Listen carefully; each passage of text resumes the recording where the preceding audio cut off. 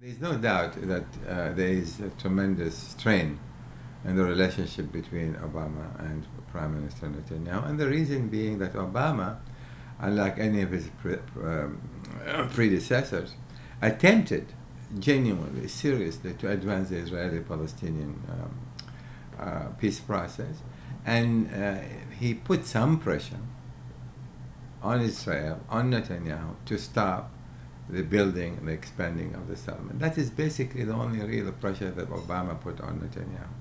But Netanyahu was able to defy openly Obama and the United States with absolutely no consequences. That's one element. But there is, you might say, personal animosity between the two. Obama does not trust Netanyahu because Netanyahu, by and large, has been a hypocrite. He's a demagogue, and you can't take his word for anything. And Netanyahu does not trust Obama because he really doesn't feel that he is even a supporter of Israel, that he feels that Obama is out to get the Israelis, which is completely the wrong perception. That is not the case. I want to emphasize that by all indication and records that we have, no president has given Israel more support, more aid in all categories, economically, militarily, certainly politically, technologically, than President Obama has done. So there's no question about it. But then you're going to have a prime minister in Israel who is appreciative of that and who knows that what is best for Israel. And what is best for Israel is to pursue peace and use the United States not to enable it to stick to its guns, but to enable it to facilitate such peace, because the United States enjoy tremendous influence not just on Israel, but also on the Palestinians.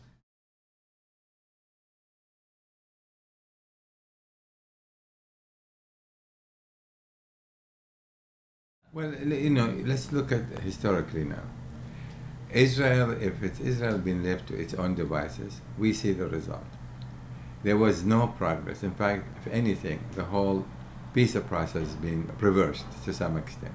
There's no progress. So leaving the Israelis and the Palestinians to their own devices have demonstrated in an equivocal way that they cannot proceed on their own. That has to be understood. Now you have to look who can influence the process. And you can look around and find only the United States, for all intent and purposes, can influence that.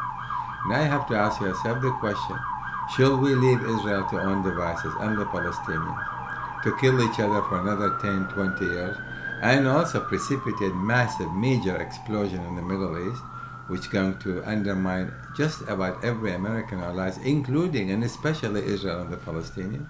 Or you're going to have to do something out of love and affection and care about Israel in order to change direction. That is where I'm coming from. So United States, because it's a friendship, because of its commitment to Israel's national security, because of the need to find a solution that will also serve American interests in the Middle East, it is necessary for the United States to begin a process whereby it will push some serious pressure on Israel, perhaps through the United Nations Security Council, with a certain provision, with a certain timeline, so there will be a progress in these negotiations. So yes, Israel is independent, and then when some people will say you cannot dictate to the Israelis what to do, but then Israel, though independent country, but it depends greatly and a great deal on the United States goodwill and good support in all categories that I mentioned before. That is why Israel's dependency has its own limitation, and it cannot continue to exist only because it's an independent country. It depends on the United States for so many different things. It's going to have to sit down and listen and begin to think in different terms to move the peace process forward.